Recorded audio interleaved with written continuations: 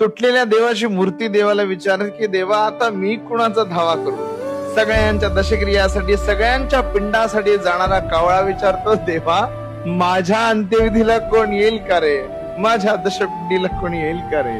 धुक्यातून जात असताना अंधारलेल्या रस्त्यामध्ये जात असताना धुक विचारत देवा माझ्यामुळे लोकांना रस्ता दिसत नाही, मला रस्ता दाखवणार कोण असेल रे. रस्त्यात पडलेली पत्र अन्य पत्रांना विचारतात की तुझ्या दुःखांप्रमाणे माझ्या दुःखाला कोण लॅमिनेट करू शकेल का. लक्षात ठेवा सद्गुरु सारेखा असता पाठीराखा, सद्गुरु सारखा पाठीराखा जगात कोण नाहीये. म्हणून स्वच्छ वागा, नीतिमत्तेने वागा, चांगलं वागा, चांगली कर्म करा. कारण कायम एक गोष्ट लक्षात ठेवा, शरीर पाप करत नाही तर मन खऱ्या अर्थानं पाप करत.